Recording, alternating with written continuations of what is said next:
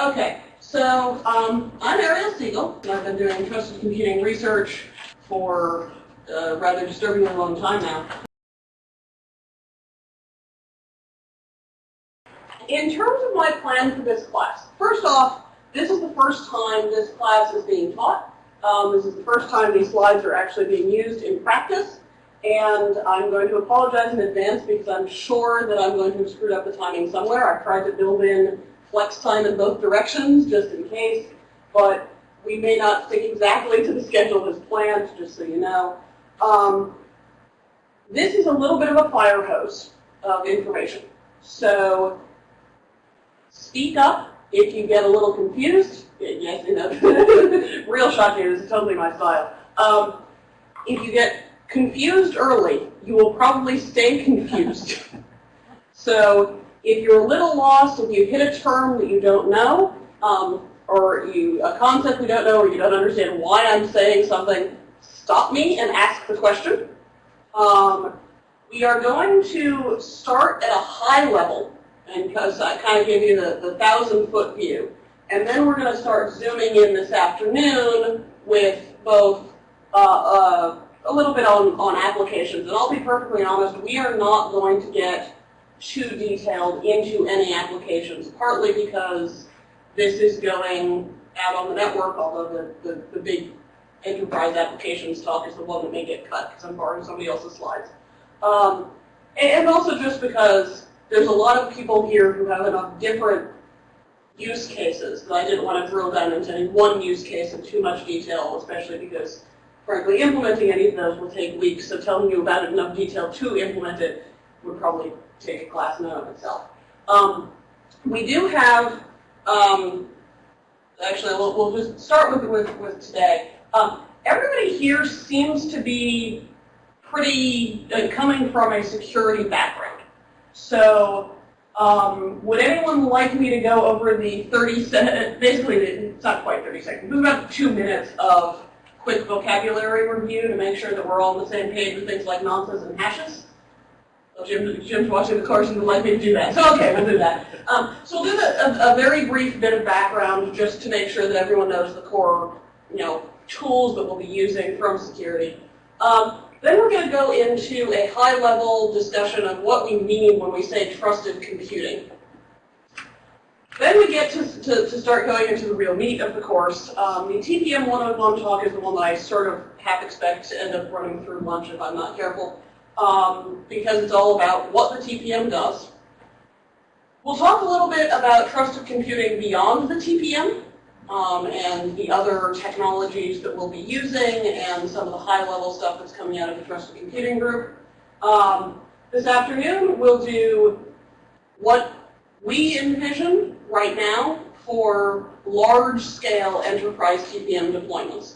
This tends to not be the very detailed applications like Zeno's talking about, where we're using it for timing on one machine. This is much more about high-level stuff. For TPM provisioning, we're just going to start getting into the deep dive. This is where you probably don't know all of the information involved here, even if you've been working with TPMs for a while. These talks are going to start getting into what the TPM is, how you actually use it, what you actually need to do to make use of it. We're not going to get to programming it till tomorrow, and even then we're not going to go into any detail, but this is going to tell you a lot more. So you don't just say, oh, it's a TPM key, but what kind of key is it? What's it good for? What can I do with it? And tomorrow, we're going to be continuing the deep dive with, I'm focusing on functionality here. So we're going to talk about authentication and attestation with the TPM, which is really where my heart lives. But also data protection and storage, because I know a lot of people are very interested in TPM for those purposes. And some other things like those timing techniques that Zeno's talking about. We will talk about programming for the TPM, although I will warn you in advance that talk has a lot more to do with why programming for the TPM is a pain than how to actually do it, although we will talk about it a little bit. And tomorrow afternoon, I'm currently planning, partly the flex time for the slides, and partly if people are interested, having a chance to talk about your use cases. And this is the other part that Zeno will cut out for the public discussion. a chance for you guys to say, well, here is what I want to use TPMs for. Let's talk about, can it be done, how can it be done, to whatever level you feel comfortable doing with the group. And if it turns out that nobody wants to talk about that, we can have a special bonus presentation on virtualization and TPMs, which is most of what I do. So, with that, any questions before we start getting into crypto basics? Awesome. So, this micro talk is not, this is sort of computer security in 5 minutes or less. So again, if you get lost, speak up quickly. This is not, by the way, printed out in your booklets because I threw it together last night.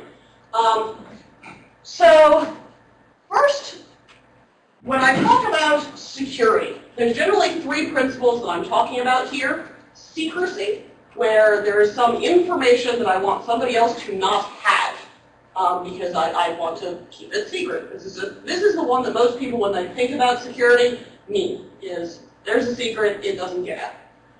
Integrity means that I have some data that is still in the same state that it originally was.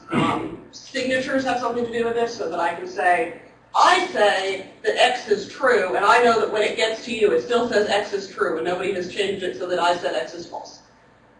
This also has to do with protecting the integrity of data on your own system, that if I think that my system is in state X, and it is now in state Y, I have lost integrity, something has changed, I want to have control over when things change.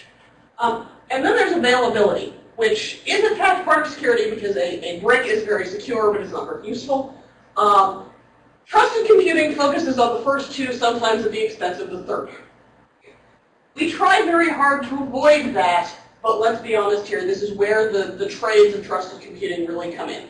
The more you are willing to risk the third, the more powerful you can get the first 2 in the trusted computing world. Because there are balances there, because if you keep it secret from everybody, including yourself, you've just lost availability. So we'll be talking more about that, but just some vocabulary. Okay, another concept that we'll be covering a lot when we get to attestation is the concept of data freshness and of something called a nonce. Now the idea here is that we want to be able to say, this particular message, this particular report, this particular file, is this the one you sent me now? Or is this possibly one you sent yesterday, or 3 weeks ago, or this morning before you did a reboot? We want to be able to tell, is this message part of this transaction we're having right now, or not?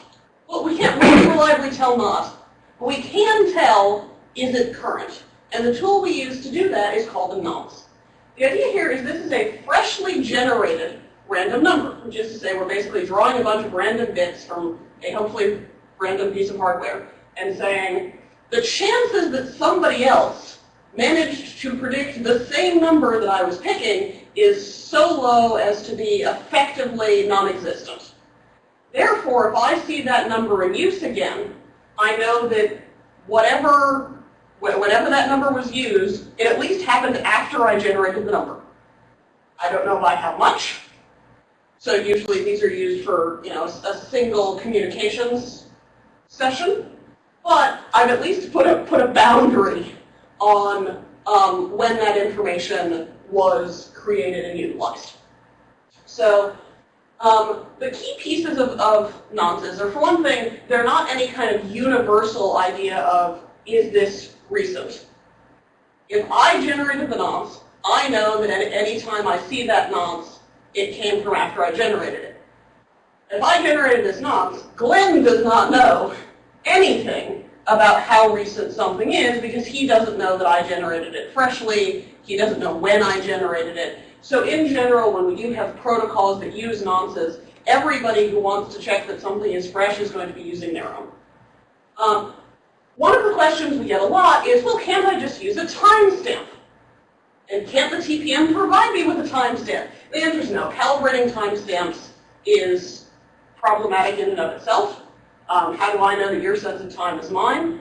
But more critically, timestamps are predictable. So if I have a report that says it was generated on May 30th, 2011, I have no reason to believe it was actually generated on May 30th, 2011, because you knew last week that May 30th, 2011 would exist. So you could generate that in advance, and I would have no way of knowing that this actually was generated then versus just having time. So this is why we use nonces and why random numbers are a thing that we actually want quite a lot in this world. So cryptographic keys. There's really two main categories of cryptographic key. Symmetric keys and asymmetric keys. And asymmetric keys are also what you will often hear called private keys or public-private keys or public key cryptography. All of those refer to asymmetric keys. So symmetric keys are, there's lots and lots of algorithms. We're not going to go into any detail of symmetric key cryptography today. Go look at a crypto class if you really care. But the idea here is that you have the same key that is used for all operations. I encrypt data and I decrypt data with the same key. I sign data and verify data with the same key. You don't usually use symmetric keys for signing, but if you were going to, then it's the same key for all operations. Symmetric key crypto is great stuff for speedy operations, for bulk encryption, tremendously useful. The problem, of course, is that it's the same key for everything. Those keys need to be secret at all times if you're going to use them as a key and not merely decorative. That means that key distribution is a royal pain in the neck, and it doesn't suit most large-scale operations, because how do I make sure that you have the secret key to share with me if you don't have it already? So we aren't going to be talking about symmetric keys very much in this class, but I will be mentioning them and passing a few times because we often use them to augment what we're doing with TPMs because of this speed factor. And this is a question that people will ask a lot, and we'll get to it again later, but the TPM does not do any symmetric key cryptography because of export control laws. So it does use some internally, but you can't get it out. So the other big type of cryptography is asymmetric cryptography or public key cryptography. And in this world, keys are paired. You have one public key and one private key that are associated with each other. A public key is public. You can publish in the New York Times and nobody's going to have a problem with that. The private key must be kept secret. And this is a tremendously powerful tool because it means that we use the private key to decrypt data and to sign data. But anyone can use the public key to encrypt data to me or to verify that a signature came from me. So this means that we have a concept of identity because I have the private key, but everybody else can check and make sure using that public key that I'm me and that certain data is associated with me. Now, the reason you don't actually see these used for everything is because most public key crypto algorithms are quite slow. These are not something you really want to use for bulk operations. Some of them can't even be used for bulk operations. Some of them have ceilings for how much data you can put in.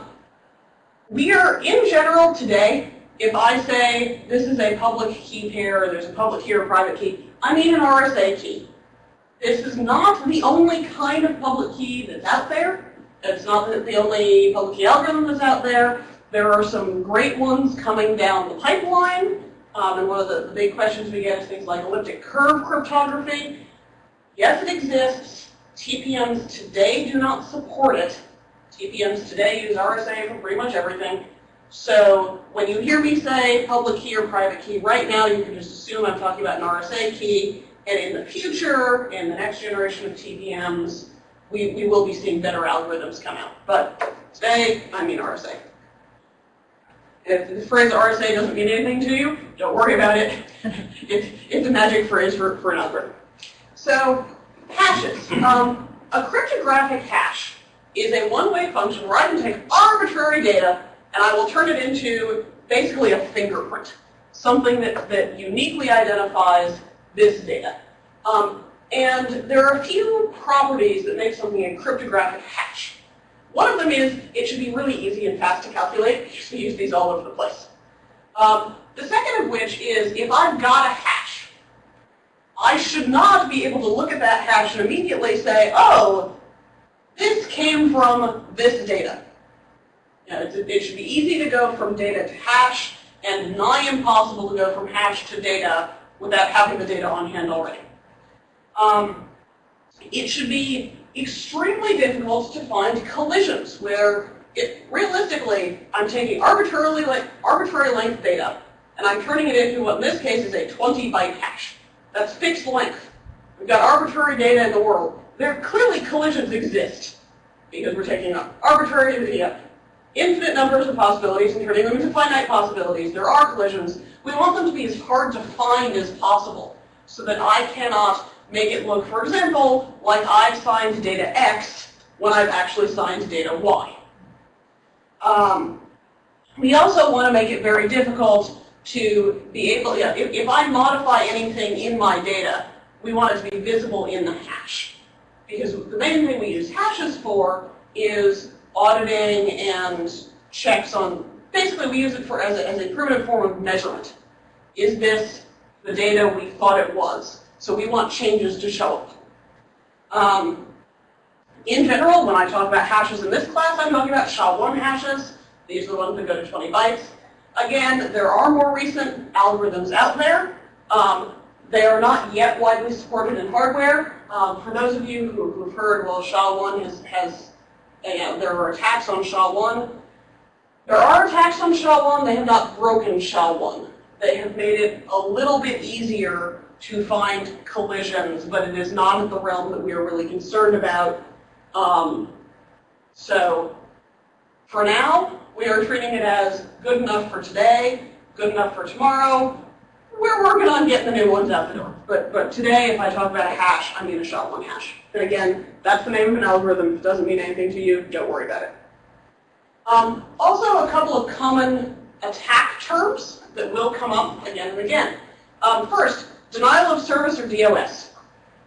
This is an attack where somebody causes your service to not exist. This just is about lack of availability, and you can do this to yourself. We call it a DOS attack, but frankly, I can DOS myself, and usually in the trusted computing world, when I'm talking about DOS, that is generally what I mean, because it's very easy to shoot yourself in the foot if you're not careful. A man-in-the-middle attack is much more interesting. This is an entire family of attacks where I have some adversary who's sitting between two parties, or more than two parties if you are doing complicated protocols, and forwarding messages between them, potentially modifying them if the messages are not signed, in such a way that the two parties think that they have completed a protocol successfully, but some of their assumptions are wrong. So for example, if I think I've run my protocol successfully with Lisa, and Lisa thinks she's run her protocol successfully with Glenn, this is a problem. Or if I think that Lisa has signed data X, and Lisa thinks she signs data Y, that's a problem. And man-in-the-middle attacks tend to come from protocols that have been badly designed so that messages can be forwarded around or replayed. Sometimes you'll see these where, Lisa completed a protocol quite legitimately this morning, and then I'm seeing her responses this afternoon, but I think they're current. So there's a lot of different variations on man-in-the-middle attacks. Mostly just know what the word means, so when I tell you that they exist, you have some idea what I'm saying. So that's the lightning security review. Are there any questions?